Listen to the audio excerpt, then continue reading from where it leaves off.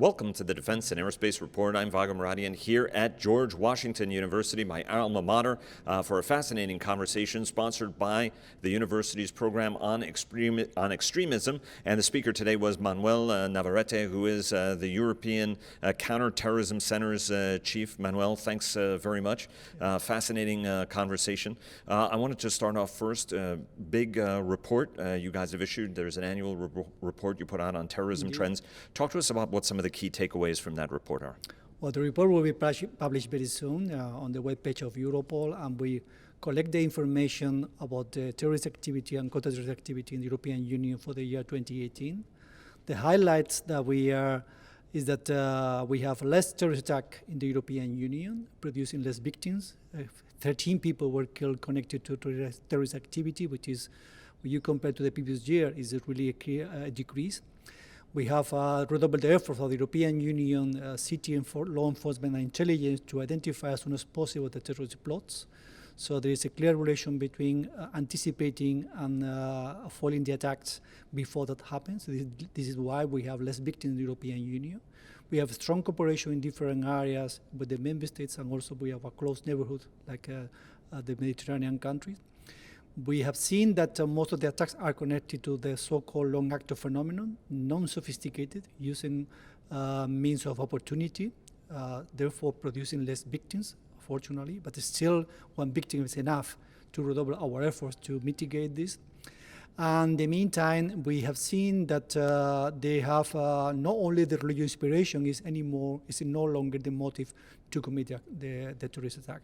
There is some personal retaliation. There are also some connection to mental instability that they provoke these persons to take actions inspired or incited by religious manipulation, but not really connected to the so-called Islamic teaching. So good news that we have less attack, good news that we have less victims, but still we are focusing to reduce to zero the situation inside the European Union. But that is a big challenge, right? There are a lot of ISIS fighters who are returning with a lot of combat experience. We've seen the character of that change, how even counter-terror forces have to deal with them within national borders or police forces.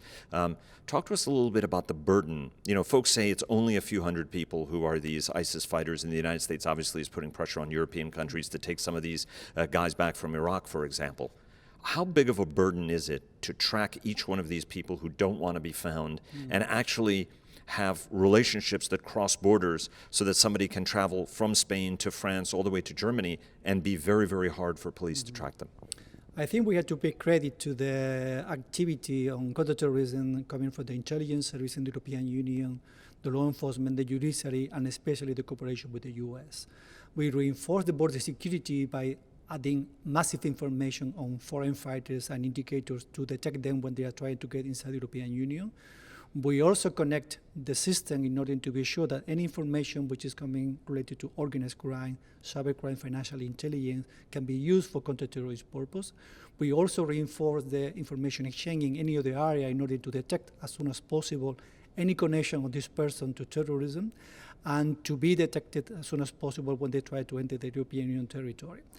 So we are somehow devising a system which have a different component of border security, information exchange inside the European Union, transatlantic cooperation, and indicators to be sure that, especially working online, to detect that they have the capacity to commit a crime, they have the ability to commit a crime, and the opportunity can be early identified and prevent for this to happen. So it's a major effort which is all the security forces are involved. The international cooperation is essential, but also there's a strong reaction in different areas for the public, and also including the online providers, try to mitigate the activity to incite, to propagate terrorism, and to humiliate the victims of terrorism. So it's a common and comprehensive effort against terrorism, which I think is paying back. Thanks to this, we have reduced the victims, we have reduced the attacks, and also we have more people now aware of what can we work together against terrorism. But it's a big burden, isn't it? Because if you look at how many people does a police force have to assign to track each one of these guys, right? I mean, it becomes a burden, especially for smaller countries, doesn't it?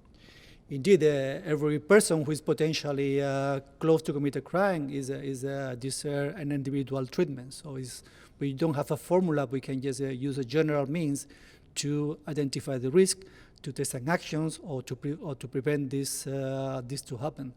So the key is to exchange information with a very specific program to define indicators about the risk or the people potentially can pose, also to monitor the activity online and offline, and also to obtain full cooperation with all the sector that can provide some information to identify a critical situation. We are talking about thousands of persons that potentially can become a part of the terrorist activity. We also have a lot of information collected for different sources. So one of the problems that we face now is this big data collection and processing information. We want to be sure the information that we have from the member states is what we need for criminal purpose. We can use the full information in the world because we cannot do that, and also we have to serve really only to identify the criminal activity connected to terrorism. So it's a major challenge. We try to use specific tools to focus on this area and really to prevent every single attack to happen. The European Counter Terrorism Centre is about 150 people. You guys serve as a coordinating function as part of the about 1,000 people who make up the Europol team. You were also an experienced law enforcement officer in Spain. You were part of the campaign against ETA, which was a decades-long battle. 1,000 Spanish died in the course of those terror attacks. Some were designed as warnings where there was public notice, but other times there weren't, and there was a lot of crime associated with that as well. One of the missions you don't have, or Europol doesn't have, is any of the information. As you said, in the session, terrorism can't exist without a propaganda component. Fighting it doesn't happen without an information component. Does Europol and even your center have to have a greater control over the messaging, the information part of the war, to both prevent people from becoming terrorists and going down that road, but also working with populations to try to diffuse the situation? Use the ETA Spanish, ETA Basque counter-terror operation and the messages it gives us for long-term fighting terrorism to do it a little more proactively before somebody goes on the dark web, for example, right? That's too late to stop them. Well, to monitor any activity within the social media or any communication is a competence of the member states. We don't have any authority to do so.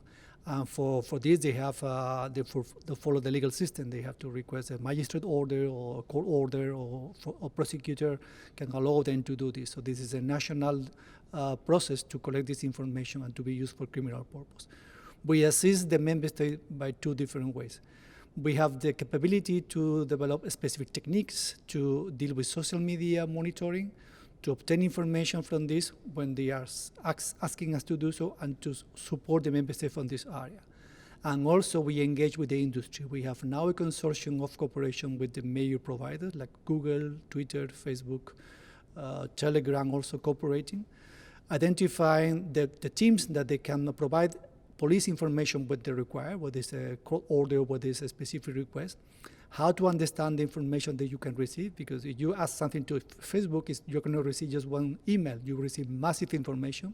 So you have to be sure the information you have is according to what you're asking and is digestible. I mean, you can process this information and you can use in a criminal court. And in the meantime, we have a strong influence with the providers in order to work together to mitigate the propaganda machine of the terrorists, because also the providers, they are victims of the abuse of their own platform. So we try to flag this information to them. We try to inform them about what is the new trends and how the terrorists try to evade the activity coming from intelligence, law enforcement, and for their own companies, in order to keep some resilience, in order to keep the message still there. And we are working together to mitigate this. I think the effort, they are quite good. I mean, we have a strong cooperation with many of them. Even some of them that were a little bit reluctant to cooperate, now Telegram is cooperating with Europol.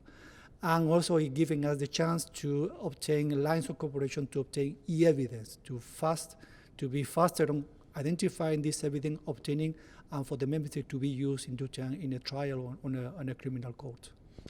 Two short last questions, because we've got about a minute left. Talk to us about what the best long-range approach to countering terrorism is. Is it through more deportations? Is it through more surveillance, more technology, more education? You've combated terrorism your whole life and career, well before 9/11 and then all the years since 9/11. What are the keys to fighting this persistent threat? Well, I think the key issue in my experience is to believe that we can defeat terrorism.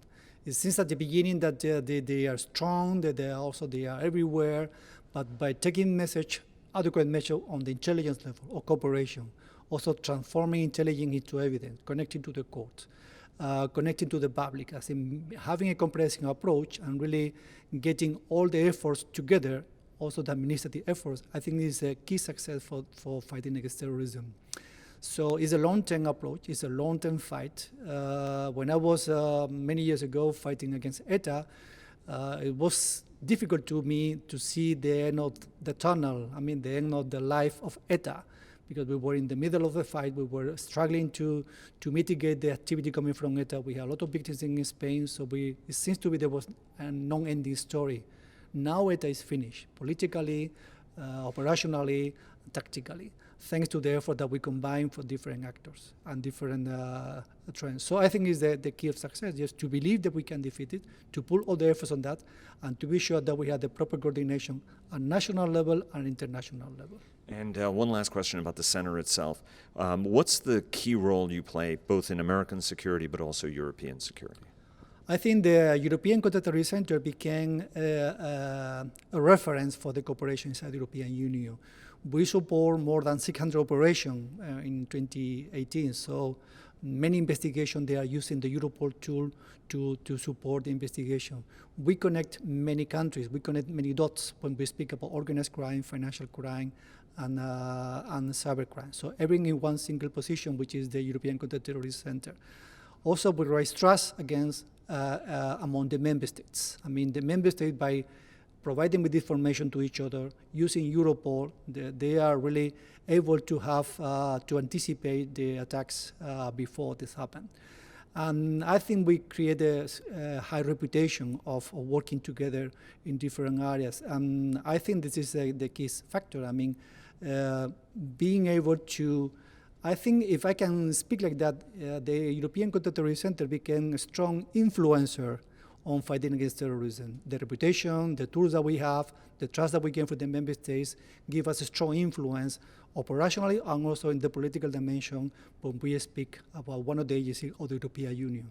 And of course, 10% of your staff is American, so that also is great. Manuel Navarrete, who is the head of the European Counter Terrorism Centre. Sir, thanks very much. And I think everybody watching this thanks you for helping keep all of us safe. Thank you. Real pleasure here to be here in Washington, and thanks to the U.S. for the strong cooperation that we have. Thank you very much.